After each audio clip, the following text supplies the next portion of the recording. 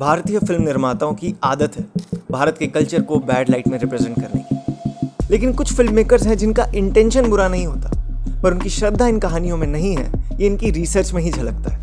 Hollywood की फिल्में अगर देखें तो वो अपना कल्चर का भव्य रिप्रेजेंटेशन करते हैं, छोटी छोटी इंट्रिकेसीज पर ध्यान देते हैं और उनके गॉड्स और लेजेंड्स के कैरेक्टर्स को जस्टिफाई करते हैं। पर अब भारत के कल्चर को रिप्रेजेंट करने वाली एक और फिल्म आ रही है जिसको लेकर लोगों के मन में बहुत अपेक्षा है।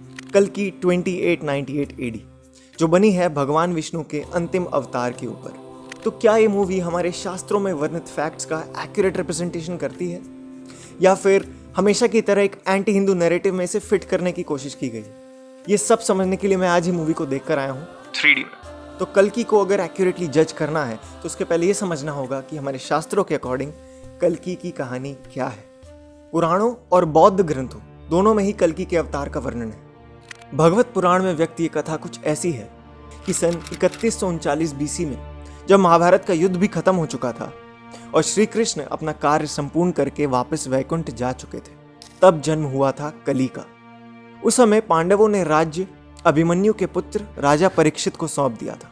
राजा परीक्षित ने एक बार अपने वन में देखा कि कली गाय और बैल के एक जोड़े पर अत्याचार कर रहा है। क्रोधित होकर उसने अपनी तलवार निकाल ली, लेकिन कली उनके चरणों में गिर गया और माफी मांगने लगा। राजा ने कली से कहा कि तुम पाप, झूठ, चोरी, छल और दरिद्रता का कारण हो, मेरे राज्य से दूर चले जाओ। पर राजा परीक्षित पूरी पृथ्वी के राजा थे और कली के पास जाने के लिए कोई स्थान नहीं था। फिर अंत में विनती करने पर राजा ने उसे 4 स्थान दिए। कहा तुम वहीं रह सकते हो जहां पर जुआ, शराब, हिंसा और पर स्त्री गमन होगा। तो कली ने कहा, हे राजन, आपने जो मुझे 4 स्थान दिए हैं ये मेरे लिए पर्याप्त नहीं है, क्योंकि इनके राज्य में ये चीजें पर्याप्त मात्रा में थी ही नहीं। तो राजा परीक्षित ने उसे स्वर्ण यानी सोने में रहने का भी अधिकार प्रदान कर दिया। राजा भूल ही गए कि उन्होंने भी स्वर्ण का मुकुट धारण किया हुआ था और कुछ ही देर में कली का प्रभाव राजा परीक्षित की बुद्धि पर भी दिखने लगा। और इतने संस्कारों के साथ बड़े होने के बावजूद एक छोटी सी बात पर ही वो ऋषि शमिक पर क्रोधित हो गए और उनके गले में एक मृत सांप डाल दिया। राजा परीक्षित पहले व्यक्ति थे जिनके ऊपर कली ने अपना प्रभाव छोड़ा था। और यहीं से शुरू होती है कहानी कली और कलयुग।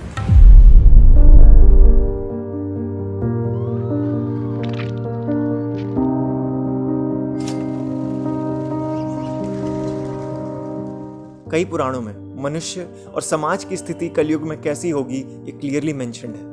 वेद व्यास जी की श्रीमद् भागवतम पुराण में इस पर डेडिकेटेड पूरा अध्याय है, जिनमें से कुछ का कहना है कि कलयुग में किसी इंसान की वेल्थ से डिसाइड होगा कि वो कितना श्रेष्ठ पुरुष है, और थोड़े से पैसों के लिए ही अपने ही लोगों से शत्रुता पाल लेगा। जिसके पास ज्यादा पावर है, न्याय उसी के पक्ष में काम करेगा। जहां कहीं भी पानी बचा है वही स्थान सेक्रेट कहलाएगा। लोगों की सुंदरता उनके हेयर स्टाइल पर डिपेंड करेगी। भोग करना ही जीवन का उद्देश्य बन जाएगा। इन्वायरमेंट इतना बुरा होगा कि लोग ढंग से खाने के लिए भी तरस जाएंगे और एंग्जाइटी में जिएंगे। लोगों की उम्र और हाइट भी कम होती जाएगी। सिर्फ सुपरफिशियल अट्रैक्शन के लिए पुरुष और महिला साथ में रहने लगेंगे। वेदों को समझने वाले लोग नहीं बचेंगे और सिर्फ जनेऊ पहनने मात्र से ब्राह्मण कहलाने लगेंगे। सत्य और दया जैसे वर्च्यूज लोगों को बिल्कुल एलियन कॉन्सेप्ट्स लगेंगे। यानी कि अधर्म और मनुष्य की दरिद्रता इतनी बढ़ जाएगी कि स्वयं नारायण को धरती पर अवतरण लेना पड़ेगा अधर्म का नाश और धर्म की स्थापना करने के लिए। और इसी पूरे कॉन्टेक्स्ट को सेट करती है फिल्म कल्कि।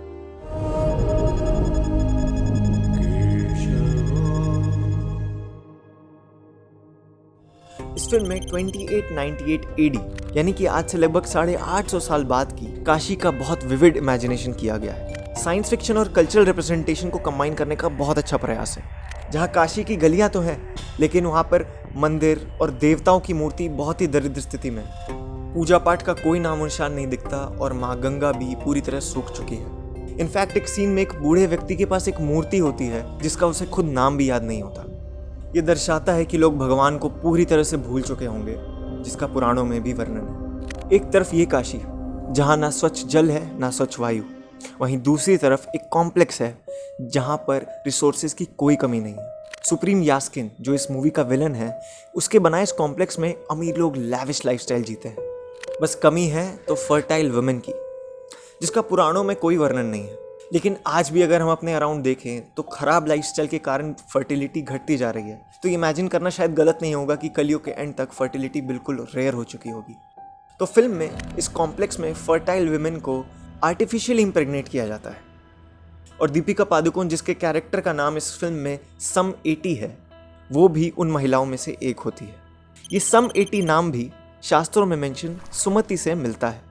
श्रीमद् भागवत पुराण के अनुसार कल्कि का जन्म माँ सुमति और पिता विष्णु यश से होगा, लेकिन अभी तक इस फिल्म में उनके पिता का कोई रेफरेंस नहीं है। लग तो ऐसा ही रहा है कि ये बालक आर्टिफिशियली बॉर्न चाइल्ड होगा।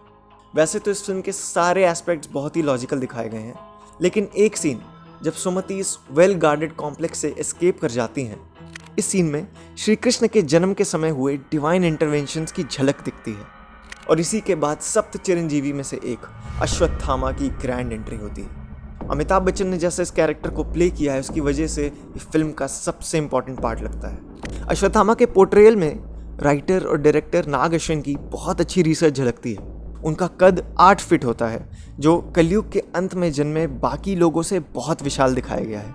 जहाँ एक तरफ लोग गन्स और टेक्नोलॉजी का उपयोग करते हैं लड़ने के लिए, अश्वत्थामा अपने हाथों का और अपने अराउंड पड़ी भारी चीज़ों का उपयोग करते दिखते हैं और सुमति को बचाकर संभाला ले जाते हैं। ये संभाला नाम की जगह भी पुराणों से ही ली गई है। ये जगह बौद्ध सूत्रों में भी मेंशन्ड है, लेकिन ये किसी दूसरे डिमेंशन में बताई गई है, जिसे शुद्ध मन वाले लोग ही एक्सेस करते हैं।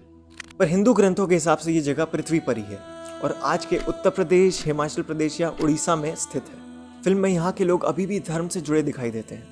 हिंदू, बौद्ध और सिख यहाँ साथ में रहते हैं। यहाँ पर आपको और कई सटल एंशिएंट मार्क्स भी दिखेंगे, जैसे दीवारों पर कोई एंशिएंट लिपि, शिवलिंग और बुद्धिस्ट मंडला आर्ट। इस जगह को खोजने और सुमति को कैप्चर करने का ट्रू पर्पस मूवी के अंत में रिवील होता है, लेकिन मूवी के एंड होने तक विलन की साइकोलॉजी पूरी तरह समझ में नहीं आती। एक डायलॉग जो ट्रेलर में भी है, ये सुन के तो ऐसा लगता है कि जैसे वो इंसानों से बहुत नफरत करता है। गाए और कितने मौके मिले तुम्हें, पर इंसान ना बदले ना बदलेंगे। वैसे तो मैं बहुत ऑप्टिमिस्टिक इंसान हूँ, लेकिन कभी कभी मुझे ऐसा लगता है कि हम ऐसी स्थिति में पहुँच चुके हैं जहाँ से चीज़ों को सही करना हमारे वश में नहीं। खैर, फिल्म के एंड में एक कैरेक्टर का बहुत ज़बरदस्त ट्विस्ट है, जिसका कोई भी वर्णन किसी भी शास्त्र में नहीं मिलता, लेकिन फिर भी ये कहानी को किसी भी तरह से अंडरमाइन नहीं कर रही है। इनफैक्ट कुछ सीन्स जो महाभारत के समय के भी दिखाए गए हैं, वो देखकर आपके रोंगटे खड़े हो जाएंगे, क्योंकि इस मूवी की रिसर्च के अलावा इसके VFX, फाइटिंग सीन्स और बैकग्राउंड म्यूजिक स्कोर भी बॉलीवुड के स्टैंडर्ड से बहुत ज़्यादा अच्छा है। ओवरऑल ये फिल्म देखकर ऐसा लगता है कि भारतीय फिल्म इंडस्ट्री का एक नया स्टैंडर्ड सेट होने वाला है, both in terms of film making and in terms of correct representation of our civilisational heritage.